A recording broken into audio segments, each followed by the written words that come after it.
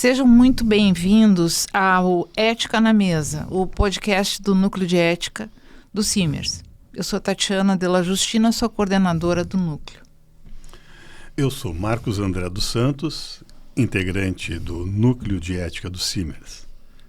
Aqui a gente discute os grandes dilemas da medicina com responsabilidade e compromisso com a sociedade, sempre defendendo a prática médica ética. Hoje nós vamos falar de um tema muito pertinente, que é o envelhecimento, autonomia e decisões em saúde. Acima de tudo, nós vamos falar sobre pessoas e o direito de decidir, a nossa autonomia, o que existe por trás de cada decisão.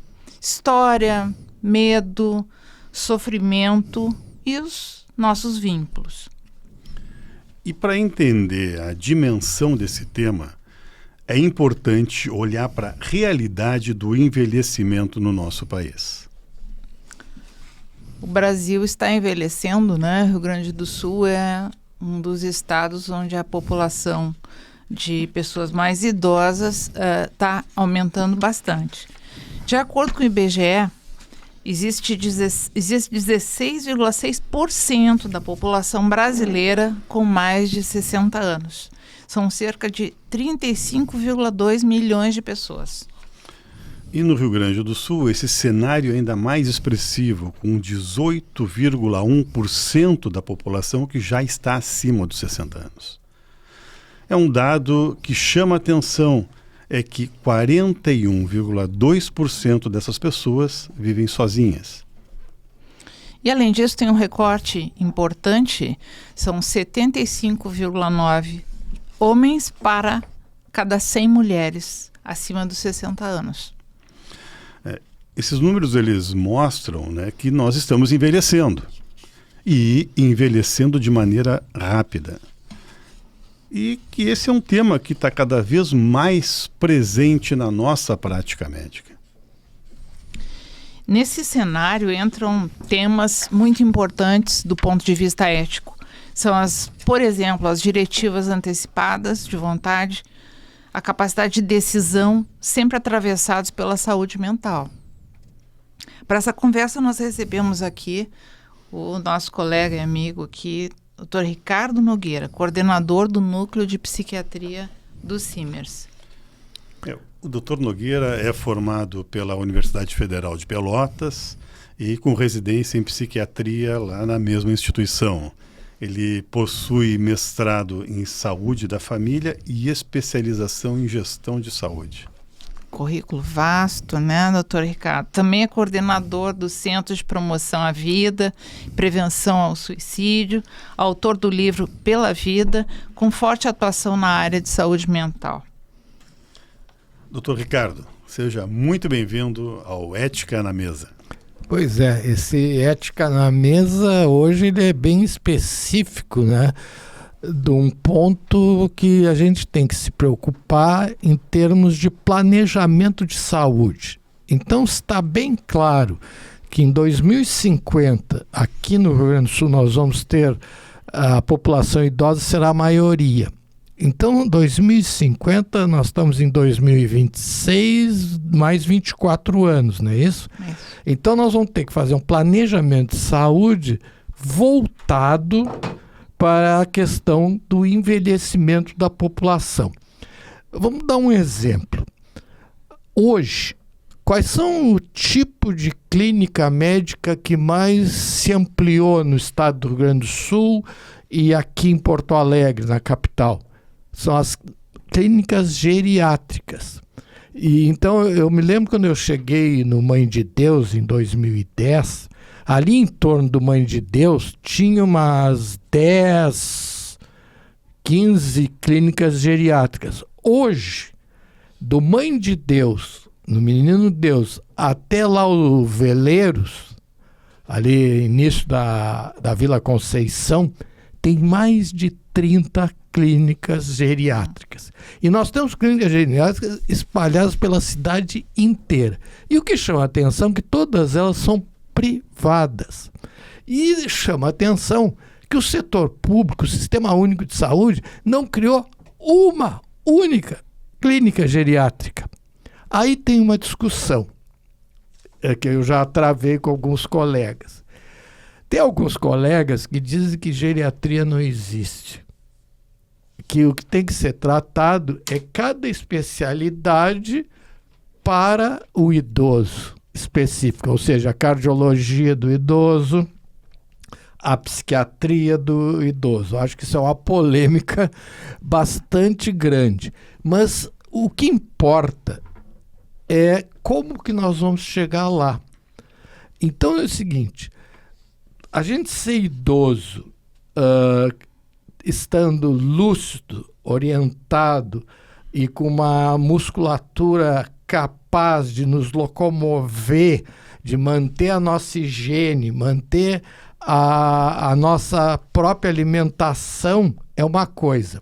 Agora, um idoso que não tem força para se locomover, que não tem capacidade de se alimentar sozinho, não tem capacidade de manter a sua higiene. Então, a gente tem que prever isso. E uma vida mais prolongada, nós temos que começar a preparar ela agora.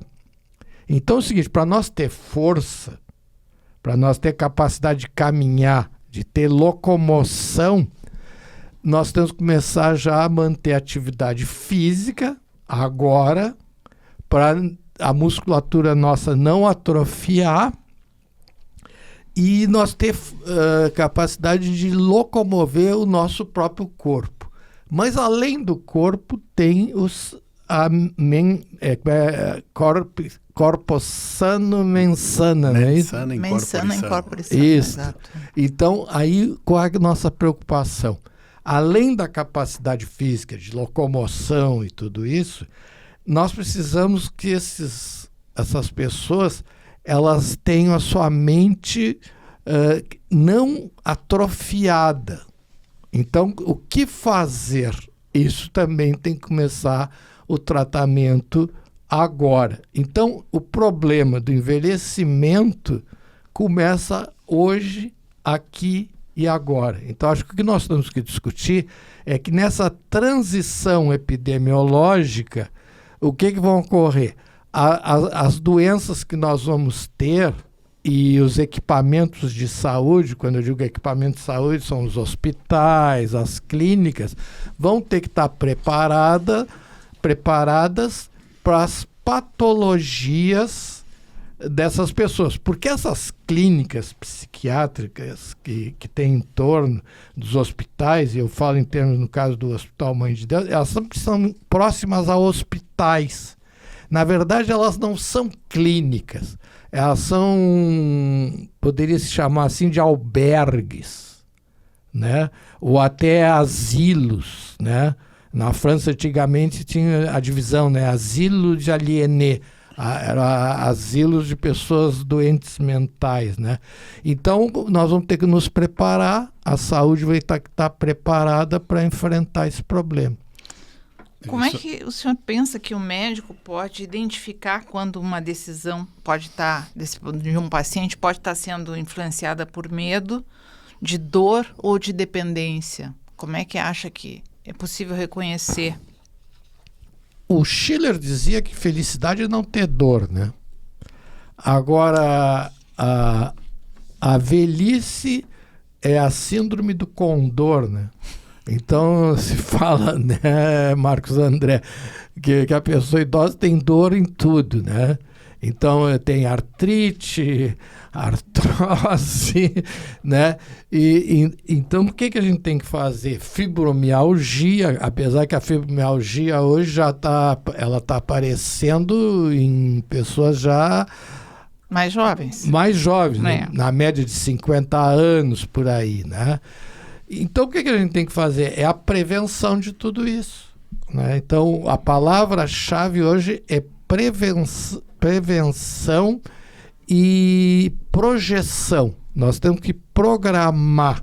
Eu acho que o que falta para nós é planejamento estratégico, né? Então, a transição epidemiológica ela vai depender da faixa etária dos pacientes. Por exemplo, no suicídio, antigamente quem se matava eram os idosos. Agora os idosos não querem se matar mais. Por que os idosos não querem se matar mais? Porque os idosos, eles têm programas governamentais que garantem a sua assistência. E na maioria dos municípios brasileiros, esse dado é muito interessante, a maior renda que tem em mais de 50% dos pequenos municípios brasileiros é a Previdência Social. Então, aquele que recebe a sua aposentadoria, ele garante o recurso da família, ele passa a ser muro de arrimo da família. E o jovem, contraditoriamente, ele não tem garantia de renda. Então, o que aconteceu? Houve uma transição epidemiológica, por exemplo, no caso do suicídio, que hoje quem está mais se matando são os jovens, em média. Em números absolutos ainda são os idosos.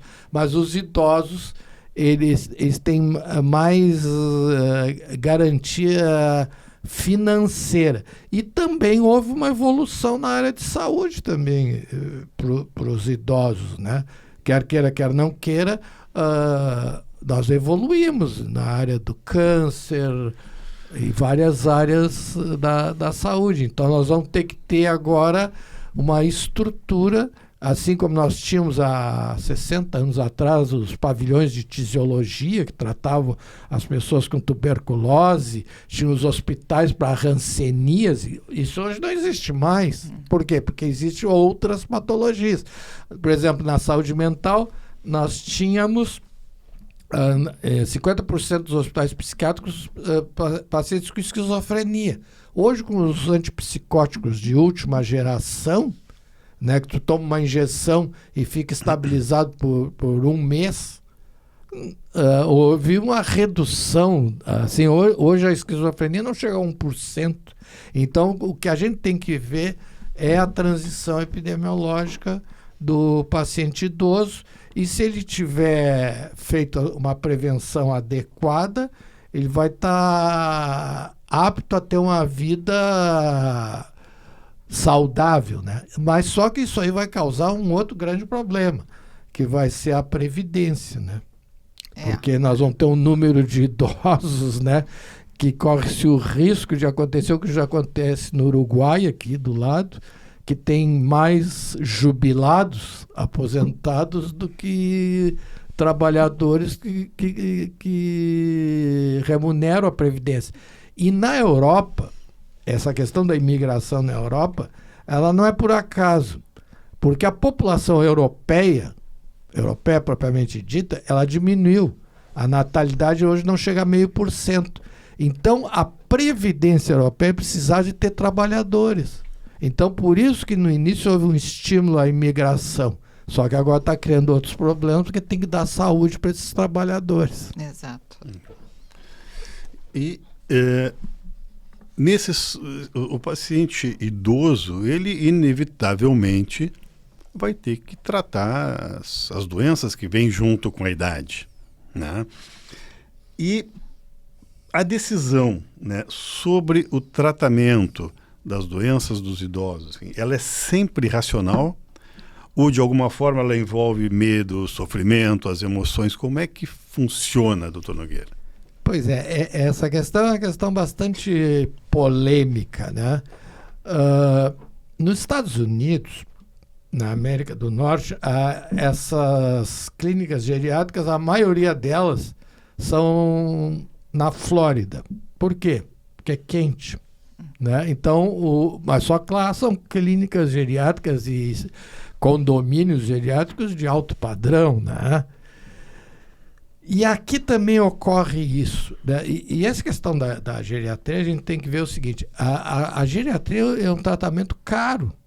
Muitas vezes, e na maioria das vezes, às vezes a família tem que se reunir toda para ter condições de pagar uma geriatria. E o que eu digo, por isso que me chama a atenção que não existe geriatria pública, só tem geriatria privada, né?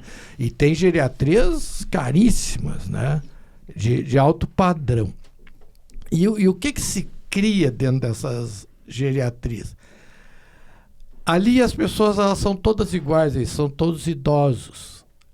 E muitas vezes, a gente estava indo para o caminho do direito do paciente, né? As relações dentro da geriatria, elas passam a ser outras, né? E às vezes os filhos, eles querem intervir nessas questões, né? E de não respeitar o paciente idoso. Então eu creio que essa é uma polêmica e uma discussão que vai ter que ser feita. Entende? Porque as relações aí são relações de vida. Aí essa questão da moral, ela tem uma outra moral, né? Entende? Até nas relações afetivas também, né? E então existe já hoje uma polêmica muito grande, como é que são as relações dentro das clínicas geriátricas, né? Mesmo assim, o que agora, por exemplo, há pouco tempo, foi promulgado o Estatuto do Direito dos Pacientes, que, embora eu até pessoalmente acho que tem muitas coisas interessantes ali, mas tem coisas que são um pouco difíceis, digamos assim, de colocar em prática com a nossa saúde pública. Vamos considerar assim. Mas nesse caso aqui, desse estatuto, está previsto, inclusive, muitas das resoluções que o CFM tinha, né, tem, que são válidas, né? Por exemplo, as diretivas antecipadas de vontade, que antes a pessoa tinha que ir num cartório e tal para poder fazer. Então, essa lei, esse estatuto, já consta aqui aquilo que estava em resolução. Estou falando da resolução 1995 de 2012, que é sobre diretivas antecipadas de vontade dos pacientes. Então, isso hoje consta na lei. E sabe que a lei, ela está acima das resoluções, né? E isso é bom que a gente tem como contar. Mas na questão do idoso, o que teria? Ainda é complicado. De qualquer maneira, existe a possibilidade de um idoso, por exemplo, recusar um tratamento. Vou lhe fazer uma pergunta bem objetiva. Isso pode acontecer, né? De um idoso recusar o tratamento. Como se comportar? Quando eu terminei a minha residência médica em psiquiatria e saúde mental, eu fazia terapia de paciente terminal, né? E foi uma coisa muito marcante na minha vida toda, porque a última parte da vida é a morte. E a morte e a vida, ela tem que serem realizadas e feitas com dignidade. Né? E, então, diante disso, por exemplo, tinham muitos pacientes que diziam assim: me deixe morrer, eu não aguento mais. É tanta agulha e me perfuro e tanto exame, me deixe morrer, né? E a gente, no Brasil, a eutanásia não está prevista em lei, né? Então, às vezes, eu, por exemplo, agora, se o paciente, anteriormente ao tratamento, se negar ao tratamento, eu tenho dois amigos que foram diagnosticados e que se negaram a fazer quimioterapia e disseram assim: ó, eu vou morrer como eu nasci, ao natural. E fizeram. Essa discussão é uma discussão profunda e polêmica, né? Difícil. Né? Continua sendo difícil, não é? Por causa da lei. Então, assim, da pessoa não querer se tratar, né? Então, por exemplo, a pessoa às vezes começa o tratamento e aí, não, vou parar porque agora eu estou bem. Né? Tá bem porque está fazendo tratamento, né? E então, como é que a gente vai encaminhar isso? Ele pode deixar isso determinado, que ele não quer determinadas coisas, pode deixar, é um direito, né? Mas o que a gente pensa é na questão assim, se a pessoa está com seu cognitivo em boas condições é uma coisa, né? Mas se não está, isso é um problema. Por exemplo, na questão da interdição, né? É que existe muita questão, às vezes, financeira, né? Questão de herança, né? Então, às vezes, as pessoas mudam seus testamentos e são questionados, né? Então, aí a pessoa tem que passar por uma avaliação psiquiátrica para ver se ela está com o seu cognitivo, com capacidade de juízo crítico para tomar aquelas decisões, né?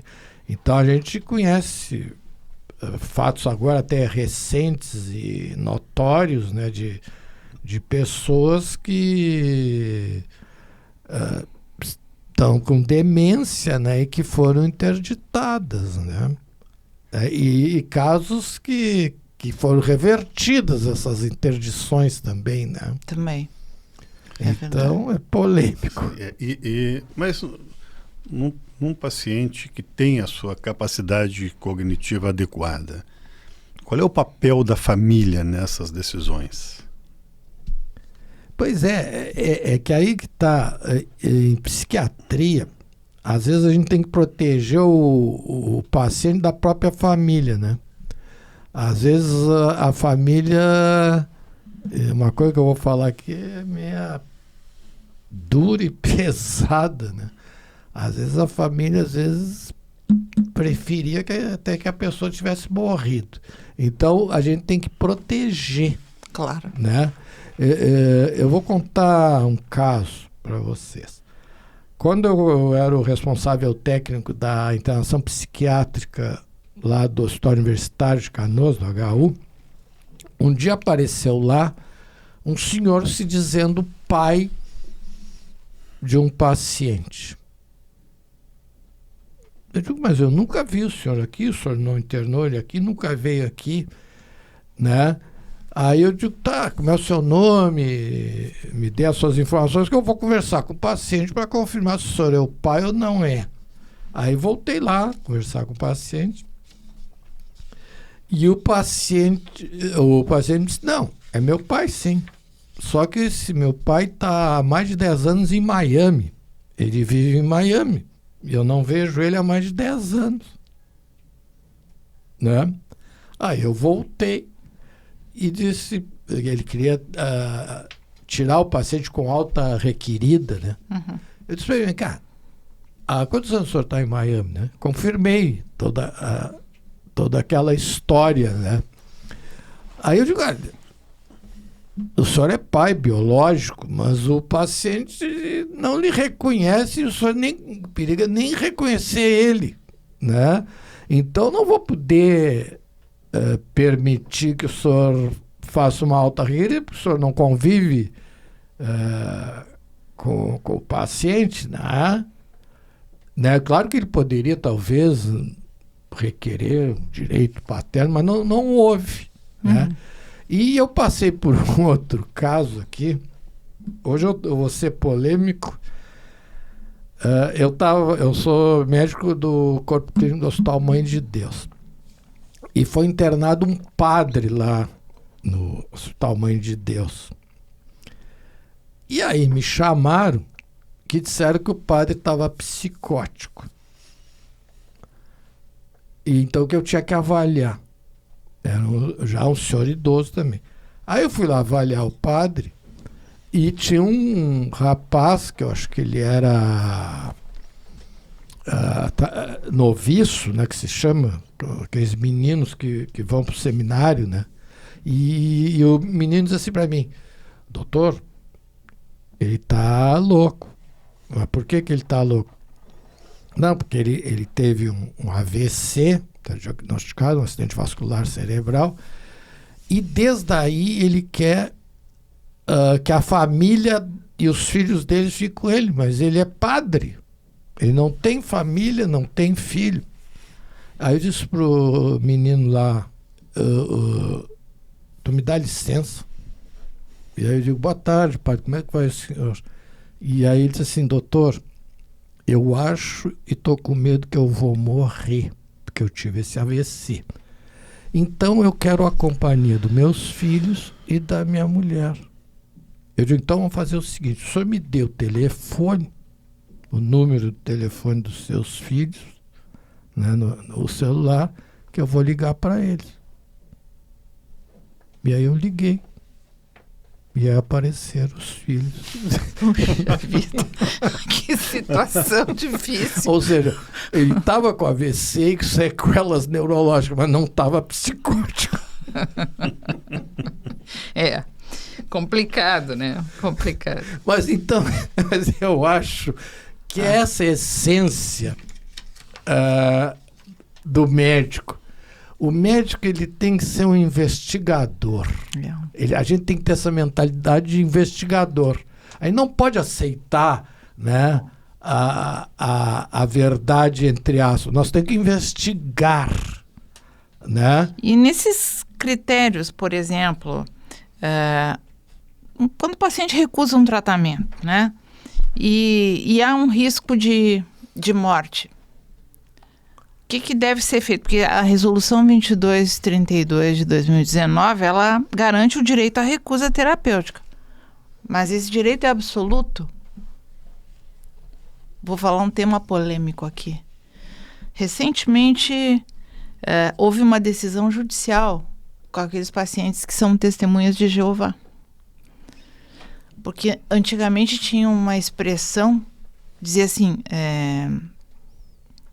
tratamento arbitrário, que é o tratamento que, embora a pessoa não queira, como é um risco de vida, de morte no caso, a gente faz. Né? Eu vou te contar uma outra história. A vantagem do médico velho é essa, né? Pela experiência que a gente tem, né? Eu me formei em 1983, então eu estou formado há 43 anos, não é isso?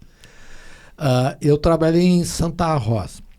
E eu passei por uma situação dessa, que o filho de um senhor, e o menino também era testemunha de Jeová, tinha que fazer uma transfusão sanguínea, e ele não aceitava. Né? Mas diante do fato, ele estava com uma anemia naquela época lá, eu era psiquiatra, mas às vezes tinha que fazer plantão, e eu disse, vai fazer a transfusão. E aí o pai do menino me ameaçou e me disse, eu vou lhe botar na cadeia, eu vou lhe processar. E eu digo, então tá, o senhor me faça, pelo amor de Deus, me processe, que vai ser o maior prazer da minha vida, esse processo que o senhor vai fazer. E fiz a transfusão. E graças a Deus, a criança se salvou. Era um menino, não era um menininho, né? Já quase adolescente, né? E ele tinha que fazer aquela transfusão de sangue e eu fiz, né? Desrespeitei. Mas agora tem uma outra questão, porque agora já existe, né? Na questão do, vamos falar assim, biodireito. Existem decisões judiciais agora contrárias a isso. É complicado, exemplo, né? Para nós médicos é complicado. Vou dar um exemplo. Tem umas pseudo-religiões, eu chamo, que usam aquele chá de ayahuasca, né? Que é um chá aqui no... alucinógeno. Alucinógeno. Aqui no nosso tempo de adolescência era chá de canudo, te lembra? Né? E o pessoal inventa aquilo para pirar, né? É uma droga alucinógena, né? E é um negócio louco, né? Porque vomitam, é uma coisa maluca, né? Eu, como psiquiatra, nesse caso, eu classifico como drogadição, né? A mesma coisa da questão da maconha, né? Está deliberado que pode usar, o Supremo Tribunal Federal liberou até quantos miligramas? Não lembro agora quantos. Pode usar. Como médico... Sim, continua sendo. Para mim, está no código, no CID 10 e confirmado no CID 11, que o uso de drogas é adição. Né? Então, para mim, seja a cannabis, é a mesma coisa que tu querer discutir lá naqueles cafés que tem na Holanda, né? Que tu pode usar a maconha conforme o teor que tu escolhe, né? 10%, 5%, né? Para mim, isso é tudo uma desculpa, porque é o seguinte, se a droga é proibida, como é que vai aceitar que a pessoa use? Da onde ela vem? Né? Então é um contrassenso, isso é uma coisa totalmente psicótica. Né? Por exemplo, eu tive em Barcelona. Em Barcelona tem as casas que vendem cannabis, né? É liberado lá. Aí eu fui visitar essas casas, ali até em torno da Basílica da Grande Família, né? Que é um dos lugares mais lindos do mundo. Aí eu passei em várias casas e eu achei uma coisa muito engraçada, Tatiana, que em todas essas casas que podia vender cannabis, maconha, que lá é liberado, tinha um banner com o Pablo Escobar e dizia nesse banner: "Call me", ligue para mim, e um telefone. E eu disse o seguinte: mas peraí, Pablo Escobar, a área dele não era cannabis, era cocaína. Se ele está dizendo "call me", ligue para mim, é que ele quer me vender cocaína, né? Eu sei que ele já está morto, tudo, né? Mas era óbvio, né? Porque esse problema das drogas, até essa ideia de se usar cannabis para dor, para qualquer coisa, né? Até para idosos, até para dormir, né? É uma conversa, né? Um discurso para vender, né? E diga-se de passagem, né, que os laboratórios que investem em medicamentos com base na cannabis foram os laboratórios que tiveram o maior aumento das suas ações. Mas, na verdade, é a liberação das drogas, né? Certamente. E uma droga chama outra droga, né? Existem 3 indicações só. É um tipo de epilepsia. São 3. E pronto. E acabou. O resto é fantasia. Por exemplo, os opioides, né? Aqui no Brasil a gente usa com controle da receita amarela, né? Mas nos Estados Unidos houve uma pandemia lá de opioides, lembra? Vendia até no supermercado, né? E até inventavam que era bom para dor, para os idosos também, né? Então, mas é uma forma de exploração, né? No início da nossa conversa, a doutora Tatiana falou sobre as diretivas antecipadas da vontade.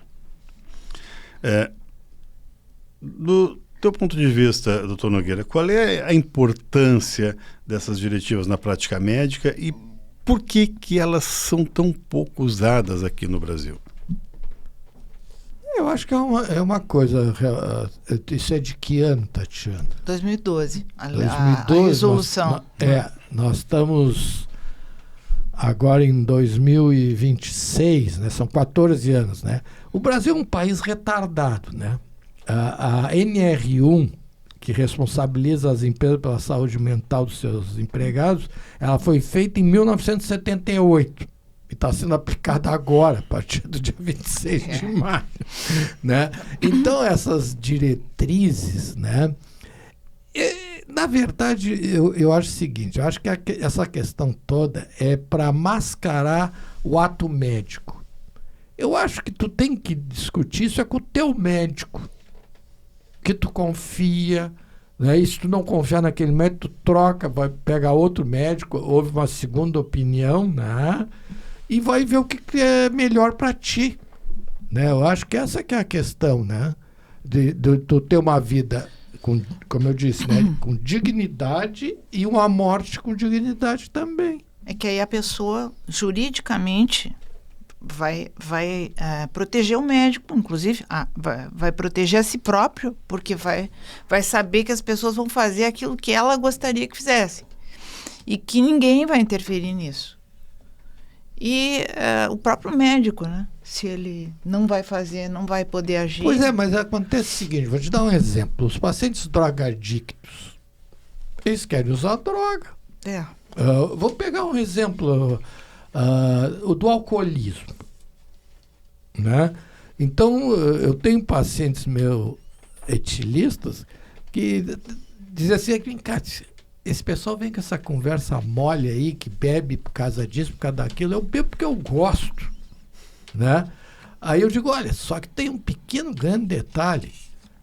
Se tu continuar bebendo, a tua pancreatite e a tua cirrose, olha, tá aqui o exame, teu TGO, TGP, amilase, lipase, aí a gente faz uma ultrassonografia e mostra o paciente, tá aqui, né? Tu vai ficar com esse teu fígado lá no joelho, né?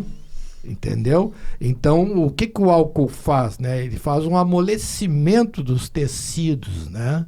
Eu tive um paciente etilista que ele teve uma alteração cardíaca parecida como se fosse um fígado cirrótico. Então ele não fazia tic-tac, tic-tac, ele fazia puf, puf, né? Por uso de álcool. E até por cegueira por uso de álcool. Né? Porque o álcool ele atinge o organismo inteiro. E a bibliografia do alcoolismo, a última vez que eu li, estava em mais de 200 patologias, quase 300 patologias causadas pelo álcool. E vamos falar, a gente sempre gosta de falar em drogas ilícitas, né? Vamos falar de uma droga lícita. E o que chama mais atenção é o número de alcoolistas no Brasil. Dobrou. Até 10 anos atrás, nós tínhamos 10% da população em média. Agora nós estamos entre 17%, em alguns lugares até 20%. E aqui chama atenção também a questão da transição epidemiológica. O grande número de idosos que não eram etilistas, alcoolistas, e a partir de uma certa idade começaram a beber, né? Então chama atenção isso também. Sem dúvida, sem dúvida. Mas aí, nesse caso, tu não pode admitir, né? Porque tu vai continuar bebendo. Uma outra situação que se depara muito também nos idosos é aquele idoso que ele é dependente de benzodiazepínicos. É o idoso que não dorme sem o seu benzodiazepínico, que não se relaciona sem o seu benzodiazepínico, né? Agora tu tocou num assunto muito delicado. Porque os idosos, eles chegam a engolir quase as caixinhas dos benzodiazepínicos. E aí, olha, esse assunto que tu colocou é muito delicado. E eu quero ver tu tirar um benzodiazepínico do idoso. Eu sou capaz de fazer um idoso parar de beber, isso eu te garanto. Agora, tirar um benzodiazepínico, só para te dar uma ideia, felicidade não existe, o que existe é clonazepam, né? E outro detalhe, o clonazepam, que é o sal, é o medicamento mais vendido do Brasil. Entendeu? É o medicamento mais vendido do Brasil. Porque é o seguinte, o clonazepam, ele é um benzodiazepínico, ele é depressor do sistema nervoso central. Então, quando tu toma esse clonazepam, todos os teus problemas acabam naquela hora. Porque tu apaga. E aí acabou os problemas. Não é uma maravilha isso? Quando acorda, tudo de novo, né? Bom, mas aí toma de novo. Agora, vou dizer uma coisa. Tirar benzodiazepínico de idoso, tu tem que ser bom. E mais ainda, eu fui secretário de saúde de Pelotas e financiamos uma pesquisa com o Maurício Lima, que é um psiquiatra que foi chefe, olha o nível padrão desse cara, da Lilly e outros laboratórios suíços, ingleses, americanos. É hoje um dos maiores psiquiatras do Brasil. E nessa pesquisa ele constatou, isso lá em Pelotas, que todos os domicílios de Pelotas, todos, 100%, em todos tinha uma caixinha de benzodiazepina. E eu aposto aqui com vocês uma garrafa de água mineral com gás que, se nós fizermos essa pesquisa aqui em Porto Alegre, qualquer município deve ser igual. Provavelmente.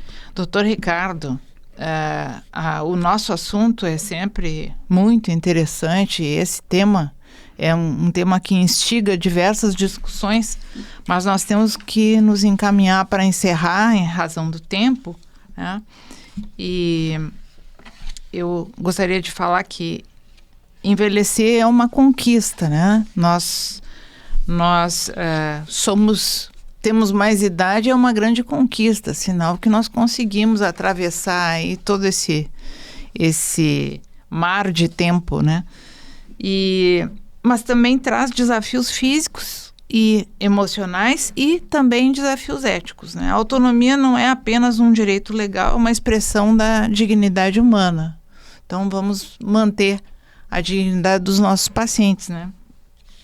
E a recusa, né, terapêutica e as diretivas antecipadas, né, da vontade, elas precisam ser compreendidas com uma escuta, com responsabilidade e com sensibilidade, logicamente. E o Simers, ele segue firme na defesa da medicina ética que protege o paciente e garante, obviamente, a segurança do médico. Como médico, eu diria o seguinte: a cada ano que passa, a gente tem sempre mais pacientes. Por quê? Porque a gente fica mais conhecido. E como esses pacientes idosos já nos conhecem há mais tempo, eles preferem continuar conosco. Então, eu quero dar aqui uma boa notícia para todos os médicos idosos. Nós vamos ter paciente por muito tempo. Verdade. Com certeza. Doutor Ricardo, eu queria, antes só de encerrar, eu queria falar uma frase do grande orador romano Cícero, que, por sinal, morreu com 63 anos. Ele já estava dentro do que nós consideramos idoso. Não, né? mas naquela época era naquela muito velho, época, a média de vida naquela época era muito Ele dizia o seguinte: curta, né? Quem não sabe ser feliz não será feliz em idade alguma. Tá? Com isso, eu quero agradecer, doutor Ricardo. Muito obrigada pela sua participação. E você que nos acompanhou. Até o próximo Ética na Mesa.